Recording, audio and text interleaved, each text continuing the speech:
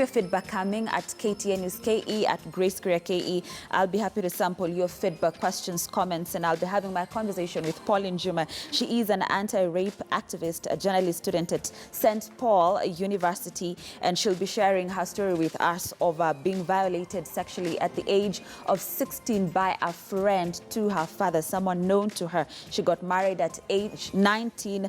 Hers is certainly one story that you do not want to miss out on, and we'll be getting it from her shortly. So karibu sana Pauline. Thank you so much for joining us today. On Beyond the Scars, we like to get to know a little bit more about you, more about your background. Just tell us where you were raised, how you grew up, where you were born, all that. So I am Pauline Juma, a mother to wonderful 2 boys and 1 nephew. So I am a mother to 3 wonderful boys. And I was born and raised in Kibera slums, Nairobi. Being the firstborn of my family, it was like it was tough, yes, but my parents raised me as a leader from the time I was young. From the time I started going to school, my mother reminded me that you are a leader and you have to take care of your younger ones. And again, the environment of Kibera again made me tough, because no one was there for you. No one was there to actually cheer you up.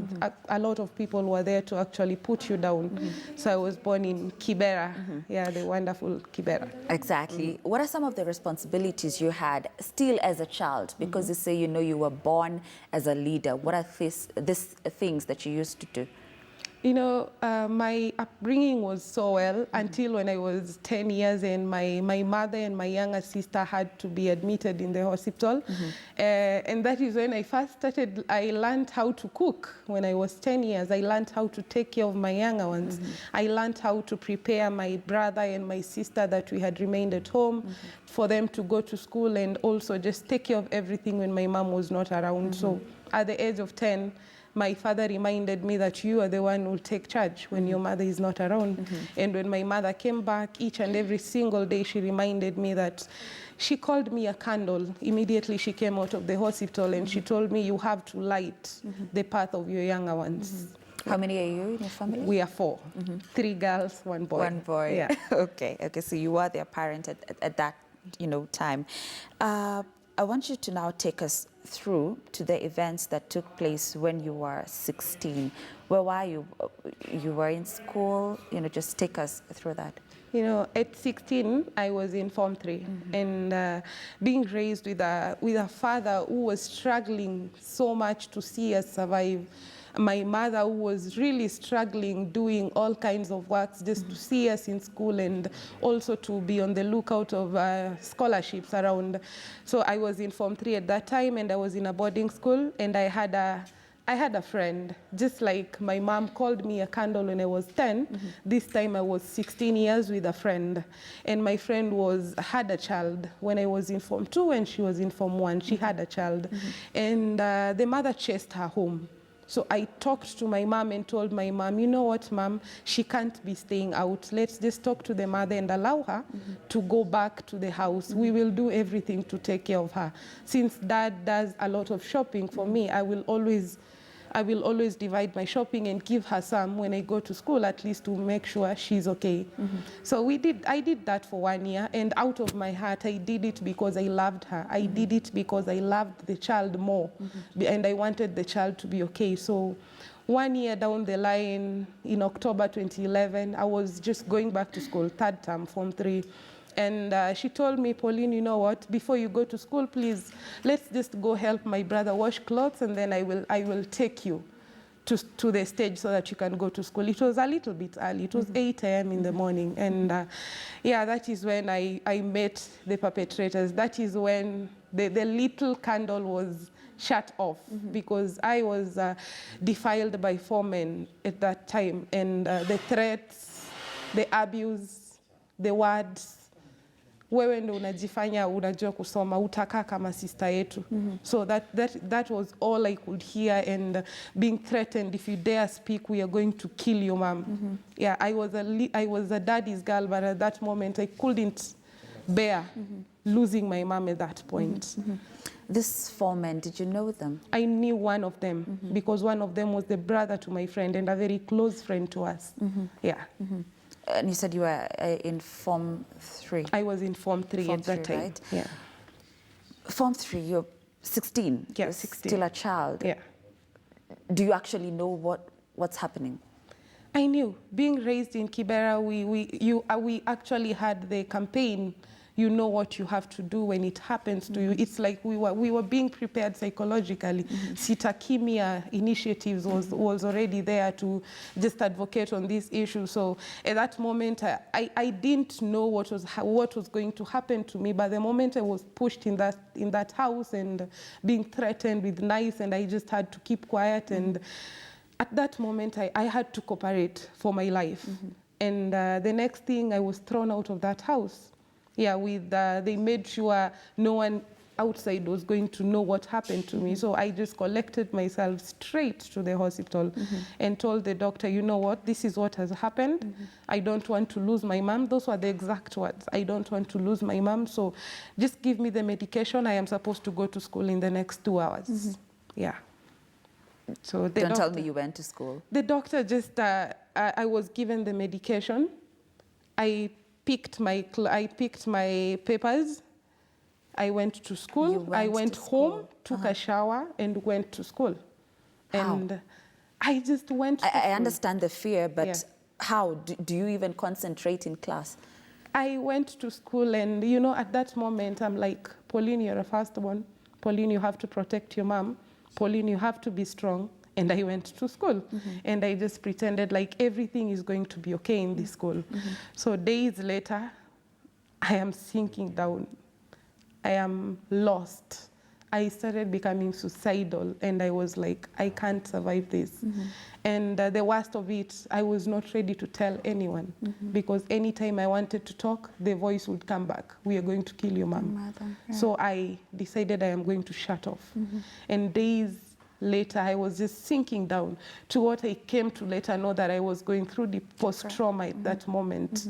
I was sinking down every day, and the school could not handle me anymore. So I just had to leave the school and went back home in November 21st. Yeah. But all this while, is there no one who is noticing a sudden change perhaps in your behavior, your concentration levels in class, your teachers, your classmates at home? Is there no one who is seeing something? In school, a lot of people noticed because I was this hyper girl. I loved smiling, I loved jumping all around. And suddenly, all of a sudden, I turned to a writer when I was in Form 3 because every fear, every pain, every emotion, I was putting it down on a book. And I started making that distance with the male teachers in school because I was like, you know, all men are the same. That is what I was telling my mind at that moment. All men are the same. And the teachers realized. I was asked a lot of questions, but the answer was still the same. Nothing is wrong with me. Nothing is wrong with me. Until it's only my 2 closest friends who realized I was suicidal, and they were always there to protect me. They were always around me. Because I attempted suicide twice while I was in school. I was like, no, I can't take this anymore. Yeah, and the 2 friends, they are the one who rescued me the 2 times. What did you do when you attempted suicide? The first one, I went to the laboratory, the school laboratory, and I knew, I was a practical girl, so I knew if I take chlorine, maybe it will affect me. If I take this, maybe it will affect me. And I was actually trying to mix the chemicals so that it can be a little bit stronger, and I just take it and die. The second one, I was actually... Did you take it? No, I didn't. Luckily, I didn't. They just found me preparing the strongest chemicals. It's like God was preventing me, just making me busy to prepare the chemicals so that I'll be found. And the second one, I was left in the dormitory. I told the matron I am not feeling well, but I was actually trying to mix omo, sugar, and just a lot of stuff because you know while you're in school you hear a lot of things. Yeah, and it didn't succeed. Again, my 2 friends realized she's not in class. today she has not come to class, so they came for me. Yeah. Okay. So you now told us of that point when you went back home, Yeah. right? Yeah. Take us through that. Now, November around 20th, my father was called. What And year is this? 2011. 2011, okay. Yeah, my father was called 1 month later. And he was told, we can no longer stay with your girl in school because she seems distracted and she's not speaking to anyone, and this is what she has been trying to do. So my father came to school that day, and he looked at me and asked me, what is wrong? But I just looked at my dad and gave him all the papers, all the medication, the report that the doctor wrote, and I just gave him, and I told him, we are not going to tell anyone, because if you dare speak, Dad, my mother is going to get killed. And if my mother is going to get killed, I am going to blame you for the rest of my life. So I actually made my father helpless at that moment. So the only thing my father did was to support me. All my life, that is the year I saw my father supporting me. How did he support you? My father was there to take me to the counselor. He was always there, sitting with me just to understand how he was going to help me out. He was always there to actually make me feel like we are going to go through this. I am with you. At least your secret is with one more person. At least we can be there. Yeah. And yeah. And going back home, I am finding my friend because you were in the same plot. I am finding her. And we actually started having fights. And you know, my mother assumed maybe they are fighting over a boyfriend. Does it look like she set you up? Yes, it was a did. setup. It was. Yeah, because when I asked her, she just looked at me and laughed. And at that moment, I was growing bitter. So my mother realized this girl is growing angry. She's bitter. And 1 month later, around December, the girl just went. And I was like, at least I will find peace. Yeah, at least she's not around me, so I will not have anyone to take revenge. Yeah. So out of these 4 men, Pauline, you said you knew one of them. Yeah. Did you ever see, particularly that one, did you ever see him again after that? After almost 1 year, I saw him again. What was your reaction? What was his reaction? You know, most of the time I thought I healed. Most of the time, being raised with a Christian mother who teaches you forgiveness, I was telling myself every day, I've forgiven you. But trust me, 1 year later when I met him, I looked at him and told him, one day you're going to pay. I didn't know why I told him this. I just told him, you know what? One day you're going to pay. It's not that I've forgotten anything. But inside me, I was now a girl turning to be very bitter. I didn't even believe in myself. Yeah. What did he say when you told him that? He never even looked at me straight to my eyes because he knew, number one, he had won the battle by making sure I was silenced. He had won the battle, but by making sure I didn't take any justice. He had won. So even my little threat could not make him feel anything. Yeah, I was at that moment 17. I went back to school, Form 3 again. And he was like, what are you even going to do? Yeah. When you told him one day you will pay, and you're saying that you didn't actually know why you said that, but in your mind, were you perhaps conniving ways of revenge? Were you thinking of, this is what I'll do to you, this is what I'll do to you? Did you think of something like that? Crazy ideas. I was like, one day I am just going to pour petrol on that house and make sure they are all inside that house, because they were good friends, the 4 men, they were good friends. So I was like, one day I am just going to pour petrol on that house and burn that whole house. If one day I am going to meet this man, I am just going to take a knife and stab him. Those were, at that moment, that is all I was thinking. That is all I was thinking. Yeah. And you were only 17. I was only 17 at that time, trying to take revenge secretly to 4 men, and even trying to protect my father from daring to speak to anyone, because I knew my father very well. He was one kind of a man, you don't play with her daughters. He could do the worst. So I was there trying to protect my dad from speaking, and also trying to take revenge on 4 men. And inside me, I was just dying every single day because I went back to school in Form 3 and I am in a new school. I still have the same emotions. I don't want men around me. And at the same time, the funniest thing, I am trying to find a sense of security with these men. I was just trying to find my beauty in men because I was like, no, they destroyed me. I am no longer beautiful. I am no longer going to be that candle my mom called me. I am no longer going to be that journalist my mother. I used to sing to my mother every single day, writing my dreams and showing my mom, Mom, you know what, I want to be a journalist. It was, at that year, I was just shut off. And I am in a new school, and you just know our schools. Everyone has their own opinion of why you're not like any other girl.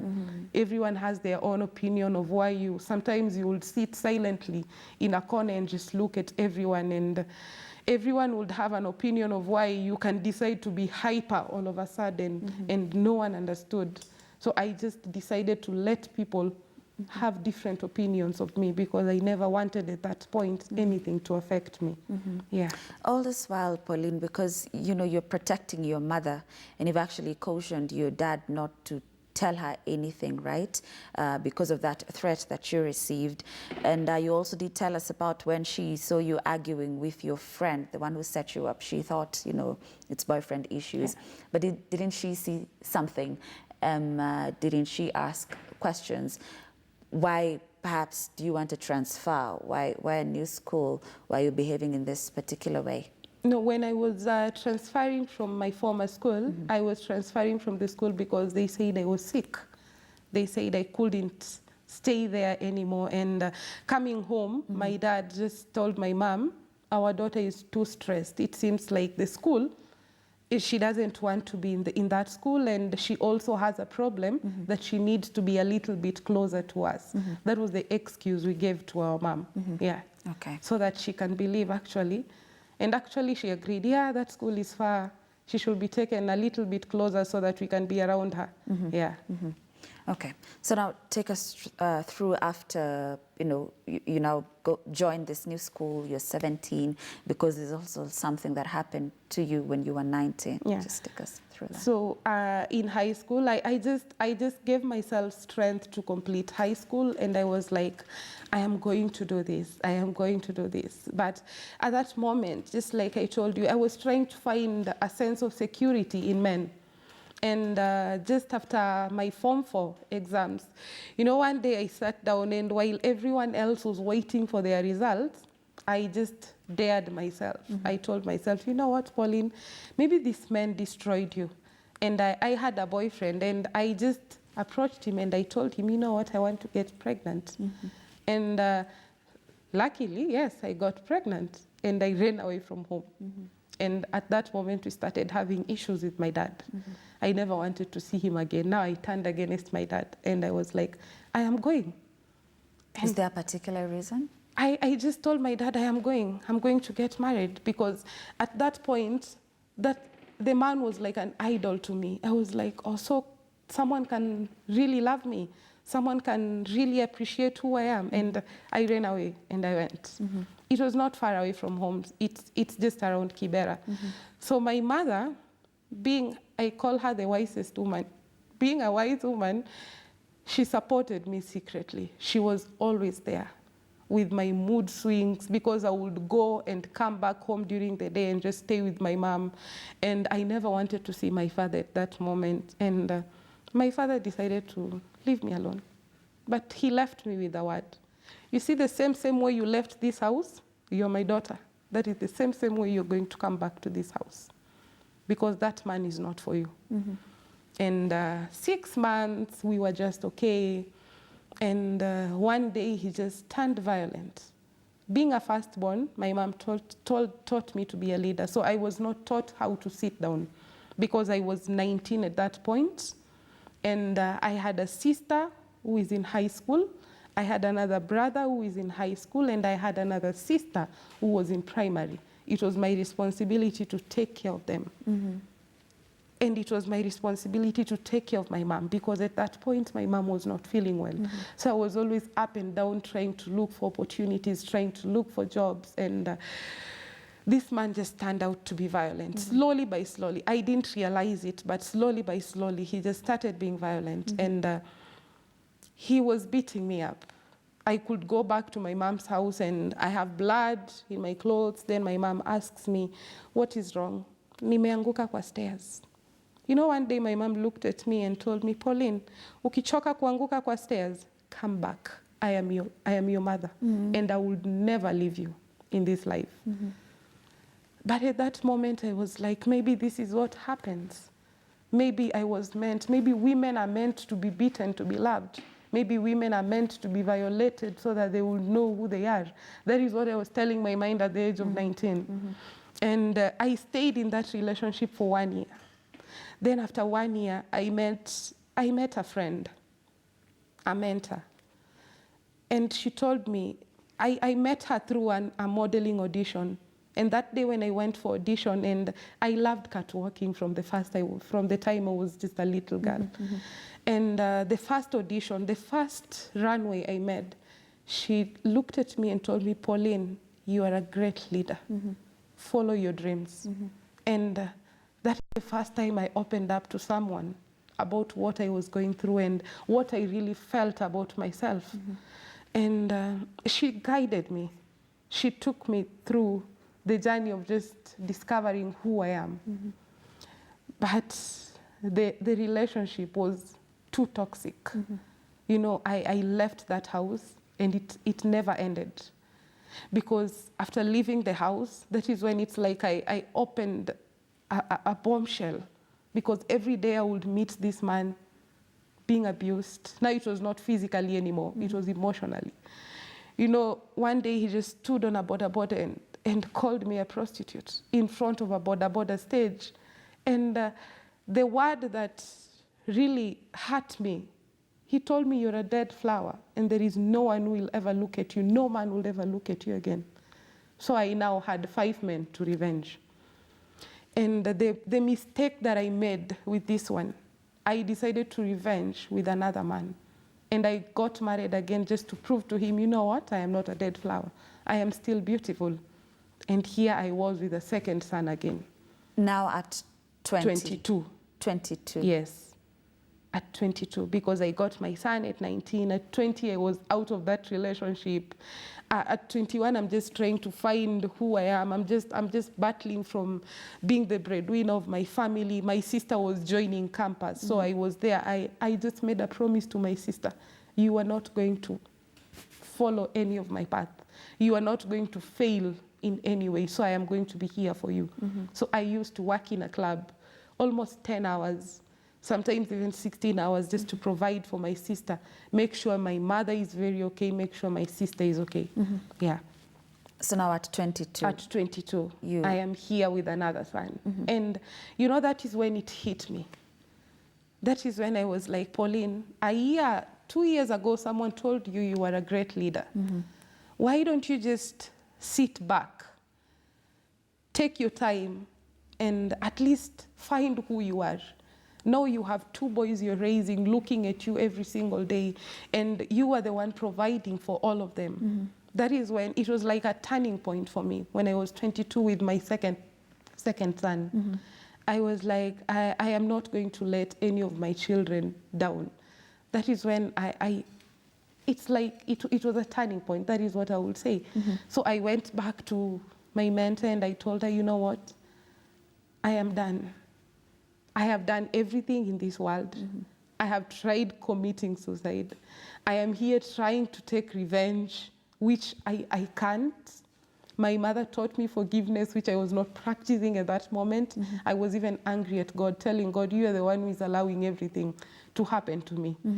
So that is when, you know, slowly by slowly, before even start speaking out to what happened to me, I started doing very small initiatives in the society, like advocating for sexual reproductive health to young people. advocating against rape in the society, and a lot of people didn't understand me at that point. No one understood me. Why is this girl just coming out from nowhere and she's speaking about rape like she's not even afraid of it? And I faced a lot of threats in my society because it was not normal. Because for me, I was tired. It was not happening to me. And my silence made things worse. Because every day, I would get a friend who's crying to me, Pauline, this is what happened to me. Pauline, this is what I am going through. I could see 16-year-olds just dropping out of school, getting pregnant, and end up in a violent relationship. So that was like a turning point to me. I made up my mind that I'm going to advocate passionately against injustices in the society. Yeah. Okay, Pauline, just hold it right there because we need to take a break, but we will continue with the conversation from there after this break. Keep your feedback coming. S.M. Kabara saying, good morning indeed. It is a beyond the scar, beyond the limits, really inspiring story there by Pauline. Of course, I see a lot of it. I'll be sampling it at the end of this program, but keep it coming at KTN News KE.